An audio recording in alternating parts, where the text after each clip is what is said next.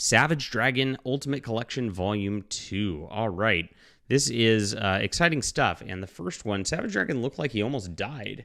And there's this huge cast. I got to tell you, I wouldn't start here reading. Definitely go back to Volume 1 because it really builds up an entire story where Savage Dragon's in the police department here. And you can see Erik Larsen's art, which is kind of the highlight of all this. It's very bright and cartoony and over the top 90s, like craziness. Savage Dragon's dealing with a group called the Vicious Circle here who almost killed him before.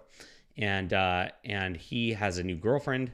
Then, of course, Vanguard comes in. And this is a callback to Erik Larsen's early days in comics where Vanguard was a character in Megaton, which is where the dragon was first introduced. So he's starting to layer that in here. And he does end up tying things into Megaton later in a really cool way, which is nice.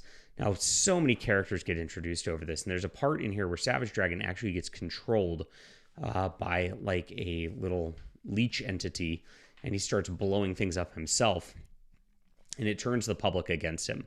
Now, there's a J. Jonah Jameson type of guy who's like trying to get Savage Dragon hung through this entire deal also, and that's the deal. Look at this giant gun right here. This is just in all the veins out of his arms. This is very typical Larsen craziness right here, which is awesome. And eventually he goes up against Overlord, who's controlling the Vicious Circle again after it meanders issue to issue with different fights and things like that. And this time he manages to take Overlord down at the end of this. And so he died before, kind of came back with a healing ability, and then comes back and handles this. Now, Savage Dragon's got a police partner who's a human, and she's been in the hospital this whole time, and she has some like character moments where it's like, will they, won't they, even though he's got a girlfriend and it causes problems. And it's building that relationship dynamic throughout all of this also, which is really awesome.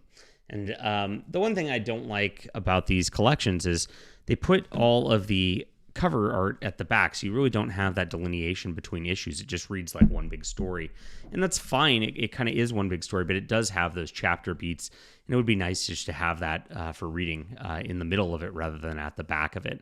This one has less extras than the first volume, which had a lot of backup stories and everything too, but it really is a satisfying conclusion. I think the story builds up better here. Erik Larsen's gotten better at writing, and some really interesting plot beats come together that were really not in the first one.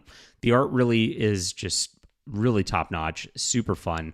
I just love this over-the-top 90s stuff. It's, maybe I got a soft spot for it, but it seems like he's got everything tightened up through this volume too, compared to what he had in the first volume as well. It's like he just like got these characters dialed and everything's just firing at all cylinders. I call this book a 9 out of 10. I really love Volume 2. Volume 3 is slated to come out in 2024.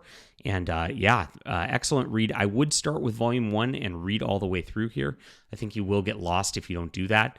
And I think it's very crucial for you to like follow through the entire Savage Dragon kind of like existence here as it builds up. All right, leave a comment down below with what you think about this. Hit that like and subscribe button. We'll be back soon.